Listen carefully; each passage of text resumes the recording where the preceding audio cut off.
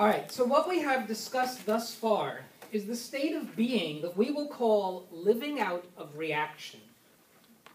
Our reactions come from the previous events in our lives where our minds have determined a threat exists to our survival.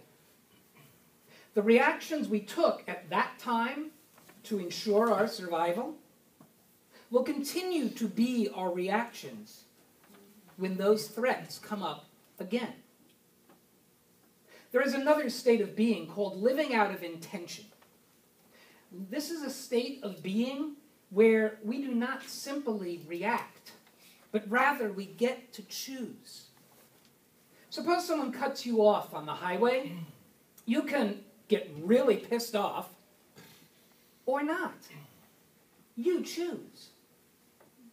Suppose you find yourself in a situation where your reaction would be to pull back, play small, or not play at all.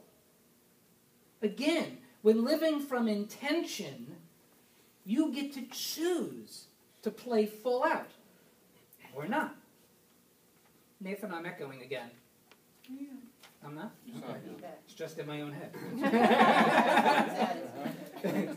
Okay. There's a feedback loop between my mouth and my ears. All right. We'll come back to living from intention a little bit later, but we have a few more things to cover before we can. I mentioned earlier that when your mind stops you, it gets to be right. It gets to say, wow, I am so glad I put a stop to that threat. Imagine what might have happened to us if I didn't stop you. At this point, your mind is right. It's vindicated. It's justified. And it awards itself a trophy. A nice, big, bright, shiny trophy. And at the base of the trophy is a score. There at the base, a number from 1 to 10, where 1 is a minor, trivial, of no significance thing you may have forgotten, and a 10 is the biggest ass screw-up you can think of having done. In a moment, I'll ask you to take a look at the things on your list. I'll ask you to scan down your list and select one of the highest scored items that you have there. If you have, in a moment. When? In a moment. Okay. If you have a 10, select that one. If you have more than one 10, select the first of them on your list. If you have no 10s, select the first highest scored item on your list. It needs to be a 5 or higher. We are looking for an incident for which you gave it a score of 5 or higher at the time that it occurred. We're not giving it a new score now. Now take a moment and select an item from your list. Take another moment and think about that incident. Remember it in detail. What were the sounds? What were the smells?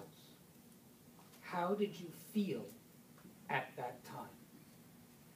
Before we can go back to talking about living from intention, I need to introduce you to another room in your mind. The good trophy room. Yay! Throughout your life, there have been events for which you have been particularly happy and joyful and proud of yourself. Maybe it was graduation day. Maybe it was the day you really helped a friend who needed your help. So please open your workbook to page 2, entitled, Things I'm So Happy and Proud of About Me. In a moment, we'll take 2 minutes and fill in this list. Include events from the past, the present, or the future, that you may be planning on doing in the future, we are looking for things that bring a smile to your face, that give a feeling of joy throughout your entire body.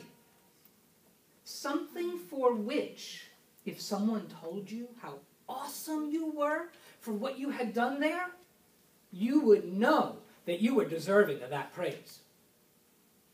So take 2 minutes now and fill in that list.